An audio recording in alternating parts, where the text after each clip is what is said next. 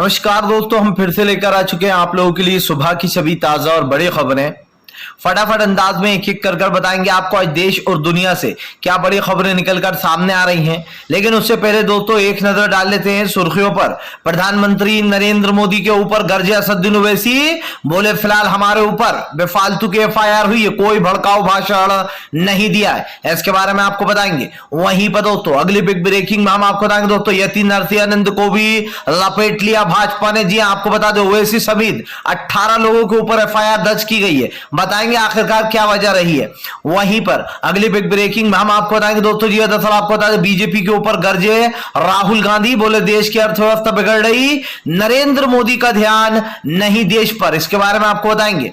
वहीं पर अगली बिग ब्रेकिंग में हम आपको बताएंगे दोस्तों राष्ट्रपति चुनाव को लेकर बीजेपी में डर। जी हां, आपको बता दें अपना मन पसंदीदा राष्ट्रपति नहीं चुन पाएगी इस बार बीजेपी, विपक्ष ने हमला बोला है। वहीं पर अगली बड़ी खबर में हम आपको बताएंगे उद्धव ठाकरे का बीजेपी के ऊपर बड़ा हमला, बोले कश्मीरी पंडित मारे जा रहे हैं लेकिन नरेंद्र मोदी खाली हाथ। इसके बारे में भी आपको बताएंगे। वहीं पर दोस्तों मुस्लिम देशों का लगातार फटता जा रहा गुस्सा नुपुर शर्मा के खिलाफ। जी दोस्तों आपको बता दें नुपुर शर्मा का जो विवादित बयान था उसने पूरे देश में हलचल तेज कर दी, विदेशों में भी। इसके बारे में भी आपको बताएंगे। वहीं पर दोस्तों मोदी सरकार ने हेट स्पीच पर लगाई लगाम, उन सभी लोगों को किया जाएगा गिरफ्तार जो देते हैं हेट स्पीच और जो पोस्ट भी करते हैं उन पर भी लगाम कसी जाएगी। आपको बता दें दरअसल खाड़ी देशों मोदी सरकार की भयंकर फजीयत हो रही है। वहीं पर अगली बिग ब्रेकिंग में हम आपको बताएंगे दोस्तों ज्ञानव्यापी मामला लटकाया, जानबूझकर अब पूजा को नहीं मिली अनुमति। जी दरअसल कुछ अंधभक्त पूजा की बात कर रहे थे लेकिन आपको बता दें ज्ञानव्यापी मामले में पूजा की अनुमति नहीं दी जाएगी, सीधा सीधा फैसला किया है। वहीं पर अगली बिग ब्रेकिंग में हम आपको बताएंगे दोस्तों क्या मंदिर और मस्जिद हट गया पीछे, क्या मोदी सरकार को लग पता चल चुका है कि फिलहाल ये मुद्दा भी विदेशों में उठ सकता है। इसके बारे में भी आपको बताएंगे। वहीं पर अखिलेश का बीजेपी के ऊपर बड़ा हमला, बोले भारतीय जनता पार्टी ने देश की नाक कटा कर रख दीजिए, विदेश हमसे सवाल पूछ रहा है। इसके बारे में भी बताएंगे। तो सारी खबरें फटाफट अंदाज में देंगे दोस्तों, एक एक कर देंगे। फिलहाल चलिए बढ़ते हैं सबसे पहली और सबसे बड़ी खबर की ओर। दरअसल दोस्तों आपको बता दें प्रधानमंत्री नरेंद्र मोदी के ऊपर गरजे असदुद्दीन ओवैसी, बोले फिलहाल नहीं दी हमने कोई हेट स्पीच, नुपुर शर्मा से हमें क्यों जोड़ा जा रहा है। दरअसल दोस्तों आपको बता दें ओवैसी समेत 18 लोगों के ऊपर एफआईआर दर्ज की गई कल। आपको बता दें मामला जो है ओवैसी का इस बात से जुड़ा हुआ है कि नुपुर शर्मा के बयान के बाद ओवैसी के जो कार्यकर्ता है एमआई के, उन लोगों ने थाने को घेर लिया था ओवैसी के बयानों के बाद। आपको बता दें ओवैसी के ऊपर यह आरोप लगाया गया असदुद्दीन ओवैसी के ऊपर कि उन्होंने हेट स्पीच का इस्तेमाल किया है। आपको बता दें असदुद्दीन ओवैसी, यति नरसिंहानंद, शादाब और भी कई ऐसे नाम है दोस्तों जो हेट स्पीच देते हैं। जी हां, और आपको बता दें नुपुर शर्मा त्यागी इनका नाम भी है। लेकिन दोस्तों यहां पर दो सवाल उठते हैं। असदुद्दीन ओवैसी ने क्या किसी के धर्म पर उंगली उठाई? क्या ओवैसी ने दोस्तों किसी के धर्म के बारे में कुछ भी गलत बोला? इसका जवाब है नहीं। हालांकि दोस्तों ओवैसी जब भी बोलते हैं तो बीजेपी को तीखा जरूर लग जाता है। लेकिन दोस्तों आप सोचिए यति नरसिंहानंद, नुपुर शर्मा, त्यागी, इन जैसे बयान के असदुद्दीन ओवैसी देते हैं? मैंने तो कभी नहीं सुना दोस्तों। ओवैसी को पता है कि उन्हें किस तरीके के बयान देना है। ओवैसी जब भी दोस्तों बयान देते हैं तो वो सोच समझ के देते हैं। ये बात सच है दोस्तों कि ओवैसी कभी कभी बीजेपी का फायदा कराने के लिए भड़काऊ भाषण देते हैं, और वो कब देते हैं? चुनाव के वक्त। लेकिन अगर अभी हाल ही का कोई मुद्दा देखा जाए तो वहां पर ओवैसी ने बताया जा रहा थाने के बाहर जो करा था उसको लेकर यह हेट स्पीच का मामला सामने आया। दरअसल आपको बता दें असदुद्दीन ओवैसी का कहना है कि उन्होंने ऐसी कोई हेट स्पीच नहीं दी है जिसके कारण उनके ऊपर एफआईआर दर्ज की गई है। आपको बताता चलूं दोस्तों यति नरसिंहानंद लगातार जहर उगल रहा था, लगातार मुस्लिम समुदाय के खिलाफ जहर उगलता जा रहा था। कभी कहता है दिल्ली की जामा मस्जिद जाऊंगा, सारी धर्म की किताबें लेकर और मुसलमानों को बताऊंगा कि नुपुर ने जो भी कहा सही कहा। इसको तो इतनी चप्पल है दोस्तों पढ़ना चाहिए इस यति नरसिंहानंद के कि इसकी अकल ठिकाने आ जाए। समझिए जैसे पोंगे पंडित खूब देखे हमने दोस्तों। आप समझिए देश का माहौल बिगाड़ने वालों को चप्पलों से मारना चाहिए, पुलिस को। जी हाँ, दूसरी आम जनता को नहीं, पुलिस को मारना चाहिए। और क्योंकि दोस्तों हम पहले भी कहा है कि हिंसा किसी बात का समाधान नहीं है और हम हिंसा को बिल्कुल बढ़ावा नहीं देंगे दोस्तों। लेकिन यति नरसिंहानंद जैसे लोगों को लेडीजों से चप्पल से पिटवाना चाहिए, इसलिए दोस्तों क्योंकि महिलाओं के बारे में अभद्र टिप्पणी करता है, इस देश के महामहिम प्रधानमंत्री के बारे में अभद्र टिप्पणी करता है। याद है स्मृति ईरानी और नरेंद्र मोदी के खिलाफ इसने कैसा जहर उगला था। भले ही मोदी जी कितने भले बेकार हो दोस्तों, उनका धर्म आप और हम उन्हें पसंद ना करते हो, लेकिन दोस्तों वो इस देश के प्रधानमंत्री हैं, उनके बारे में ऐसी अश्लील बातें करना ये शोभा नहीं देता। चलिए बढ़ते हैं एक और अगली बिग ब्रेकिंग की तरफ। बता दोस्तों अगली जो बड़ी खबर निकल कर आ रही है आपको बता दोस्तों, बीजेपी पहुंच गई बैकफुट पर। जी हेट स्पीच देने वाले सभी पर कसी जाएगी लगाम। दरअसल दोस्तों आपको बता दें, भारतीय जनता पार्टी की अब सारी हवा टाइट हो चुकी। जो बीजेपी सोच रही थी कि हमें कोई रोकने वाला है नहीं, जैसा चाहे वैसा बोलेंगे, हेट स्पीच देंगे, मुसलमान हमारा क्या कर लेंगे। जाहिर सी बात है दोस्तों, इस देश में मुसलमानों की कमी है, उतने नहीं है दोस्तों जितने कि हमारे हिंदू भाइयों की संख्या है। लेकिन दोस्तों मुसलमान जितने भी हैं उनमें दोस्तों आप समझिए कहीं ना कहीं भाईचारा है, प्रेम है दोस्तों। हमारे हिंदू और मुस्लिम भाइयों का भाईचारा बहुत पहले से चलता आ रहा है। इस देश की सबसे बड़ी खूबसूरती ये दोस्तों कि यहाँ पर सभी धर्म और जात के लोग रहते हैं। लेकिन आपको बता दें, मोदी सरकार लगातार खुली छूट दे रही थी जो लोग हेट स्पीच का इस्तेमाल कर रहे थे। आपको बता दें अब बीजेपी ने उन सभी की लिस्ट जारी कर ली है जो देश में रहकर हेट स्पीच का इस्तेमाल कर रहे हैं। दरअसल दोस्तों बीजेपी अच्छे से जानती है कि विदेशों से यानी कि जो मुस्लिम कंट्रीज हैं उनके साथ दुश्मनी नहीं ली जा सकती। मोदी सरकार कभी किसी के सामने दोस्तों इतनी आसानी से झुकती नहीं है। लेकिन आप समझिए खाड़ी देशों के सामने मोदी सरकार नतमस्तक है, क्योंकि जाहिर सी बात है वहां से पेट्रोल, डीजल, गैस ये सब चीजें आती हैं। और जाहिर सी बात है दोस्तों वहां पर जिस तरीके से 80 लाख जो देशवासी रह रहा है उनको निकाल दिया जाएगा। सबसे बड़ी बात ये भारत का सामान बायकॉट कर दिया जाएगा। और ये आप भी जानते हैं कि अगर भारत का सामान बायकॉट हुआ तो भारत का कितना नुकसान होगा। और यही कारण दोस्तों जो प्रधानमंत्री नरेंद्र मोदी को एक बड़ा झटका यहां पर कह सकते हैं लगता हुआ नजर आ रहा है। हमने पहले भी कहा है दोस्तों और फिर कहेंगे कि नरेंद्र मोदी की सरकार पूरी तरीके से बैकफुट पर पहुंच चुकी है, क्योंकि दोस्तों आप भी जानते हैं कि देश का क्या हाल बना दिया था बीजेपी ने। अगर खारी देश नहीं बोलते तो ये तो इस तरीके की हेड स्पीच को कभी नहीं रोकते। ना ही नुपुर शर्मा का कभी दोस्तों सस्पेंड किया जाता, उनको बाहर निकाला जाता। लेकिन जैसे ही बाहर के देशों ने आवाज उठाई, नुपुर भी चली गई और बीजेपी की अब आप देखिए हेड स्पीच पर कैसे लगाम लगती है।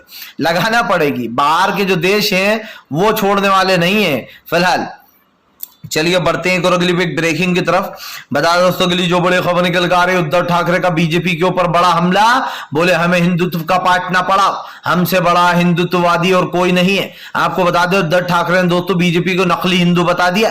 उनका कहना है ये लोग नकली हिंदू है। जी हाँ, ये लोग सिर्फ दिखावा करते हैं। कश्मीरी पंडित आज एक के बाद एक मारे जा रहा है। कहां है बीजेपी की सरकार? आपको बता दोस्तों टारगेट किलिंग को लेकर एक बार फिर से उद्धव ठाकरे ने बीजेपी के ऊपर हमला बोल दिया। उद्धव ठाकरे का कहना है कि दरअसल बीजेपी जो है वो लगातार देश का माहौल बिगाड़ रही है। उद्धव ठाकरे ने कहा कि आज दूसरे देशों से हमें माफी मांगना पड़ती है, बीजेपी की सरकार की गलतियों की माफी हम क्यों मांगे।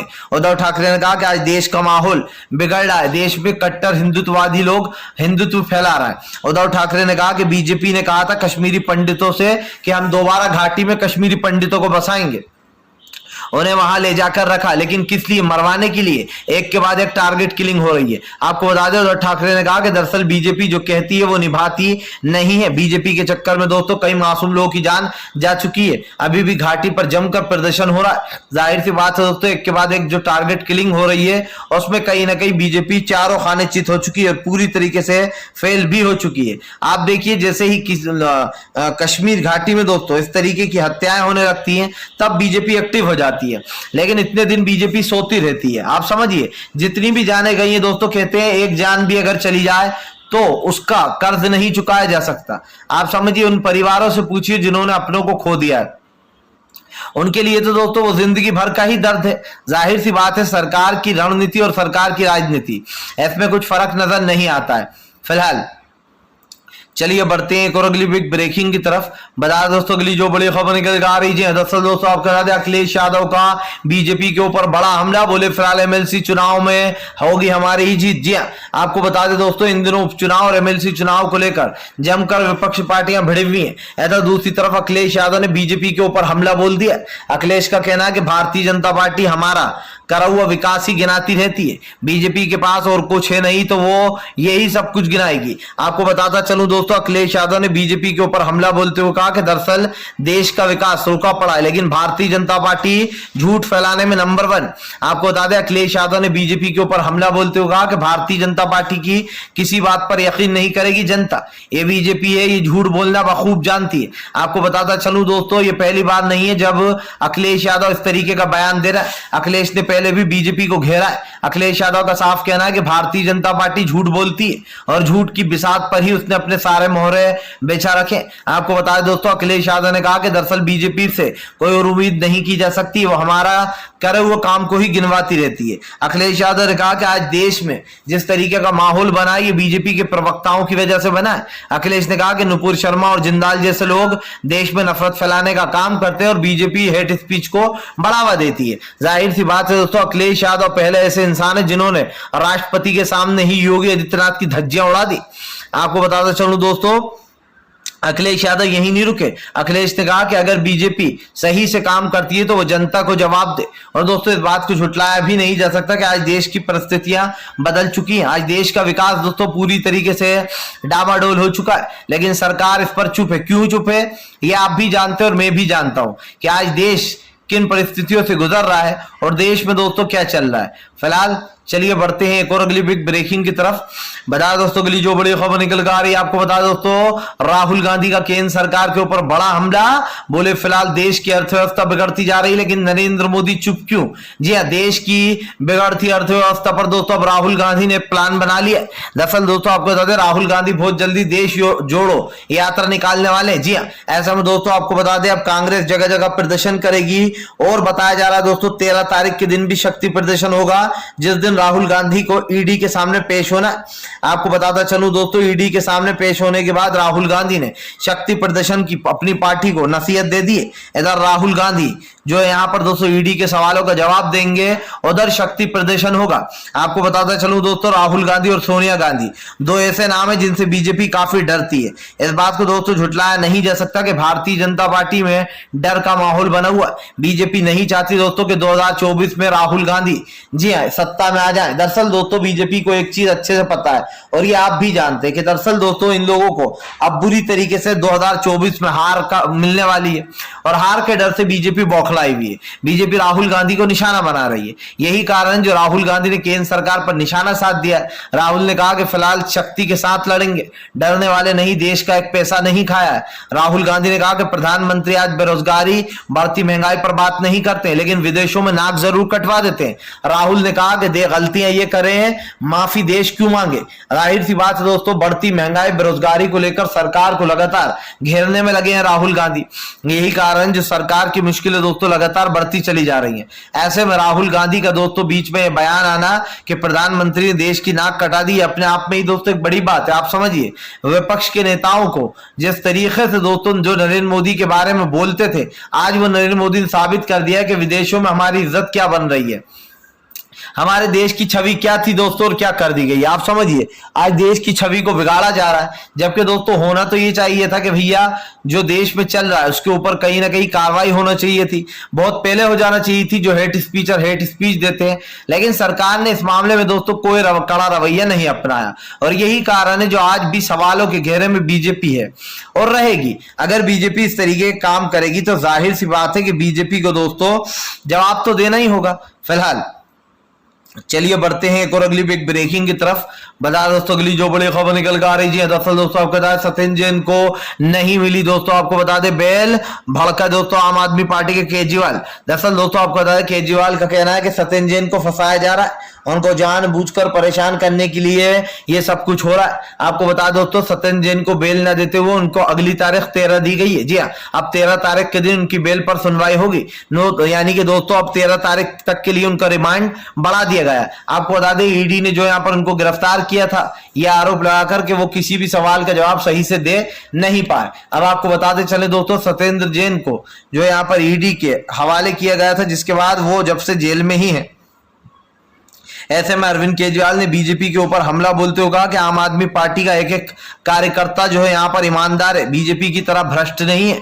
आम आदमी पार्टी के अरविंद केजरीवाल ने कहा कि बीजेपी में सब लोग भ्रष्ट हैं, इसीलिए उनको सारे के सारे लोग भ्रष्ट ही नजर आते हैं। आपको बताता चलूं दोस्तों, अरविंद केजरीवाल ये बड़े बड़े दावे करते हैं कि वो बिल्कुल भी भ्रष्ट नहीं है, लेकिन इस बात को झुटलाया नहीं जा सकता कि अरविंद केजरीवाल की बात झूठी भी नहीं है। बीजेपी आज सीबीआई, एनआई और ईडी का किस तरीके दुरुपयोग करती है और कैसे लोगों के ऊपर दोस्तों कार्रवाइयां करवाती है, हमने बखूब देखा। इससे पहले भी यही होता था, लेकिन दोस्तों आप समझिए कांग्रेस की सरकार में इस तरीके के आंकड़े नहीं हुए। जितने भी लोगों के ऊपर ईडी के छापे पड़ रहे हैं वो सबके सब फर्जी निकल रहा है, या फिर दोस्तों आप समझिए बनावटी निकल रहा है। चलिए बढ़ते हैं एक और अगली बिग ब्रेकिंग की तरफ। बता दोस्तों अगली जो बड़ी खबर निकल कर आ रही है आपको बता दोस्तों, नुपुर शर्मा के बयान से मचा हुआ घमासान, नहीं शांत हो रहा दोस्तों मुस्लिम देशों में गुस्सा।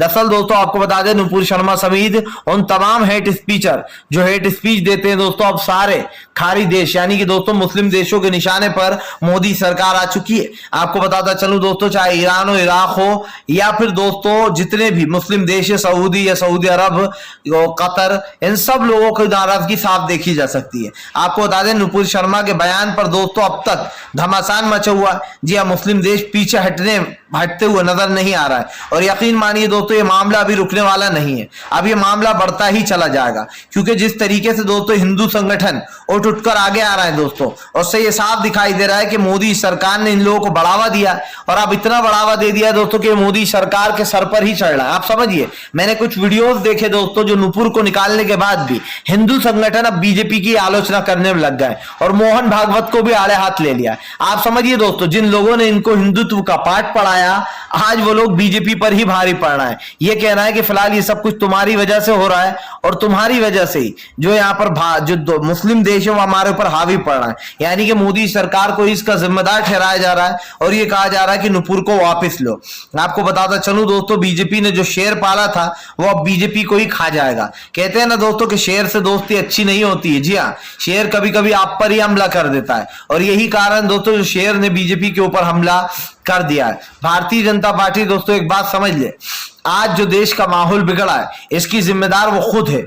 अब आप समझिए, जिस शेर को इन्होंने पाला था वो शेर तो दोस्तों दहाड़ने लगा इन्हीं के ऊपर, क्योंकि दोस्तों कहते हैं ना कि ज्यादा किसी को ढील दे दो तो वो आपके सर पे चढ़कर ही मूतता है, और वही काम दोस्तों अब कहीं ना कहीं विपक्ष के नेता या फिर यूं कहते दोस्तों कि हिंदू संगठन के नेता कर रहे हैं, जिनको बीजेपी ने बढ़ावा दिया था, चाहे वो यति नरसिंहानंद हो या दोस्तों ये छोटे छोटे हिंदू संगठन जिन्होंने अपने अलग अलग ग्रुप बना लिए हैं, पैसे कमाई का रास्ता ढूंढ लिया साधन का।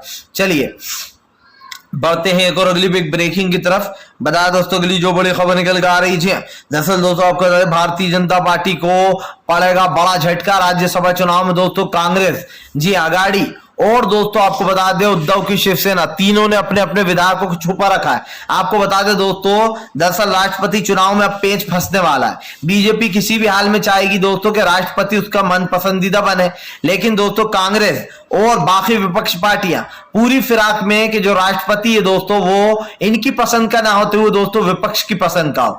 जाहिर सी बात है दोस्तों, विपक्ष की पसंद का अगर राष्ट्रपति होगा तो राष्ट्रपति वही करेगा जो विपक्ष उसको सही लगेगा, लेकिन अगर बीजेपी का मन पसंदीदा राष्ट्रपति होगा दोस्तों तो राष्ट्रपति बीजेपी के कहने पर ही चलता है। आपने देखा एनआरसी का बिल पास कराया गया, फटाफट पास कर दिया गया। किसानों के लिए काले बिल लाए गए, लेकिन एक बार भी राजनाथ कोविंद जो कि राष्ट्रपति थे इस देश के, एक बार भी उन्होंने ये नहीं पूछा कि आखिरकार ये बिल क्यों लाया जा रहा है, क्यों इन काले बिल को मैं पास करूं, लेकिन उन्होंने बीजेपी ने जैसे ही कहा झट से उस बिलों को पास कर दिया।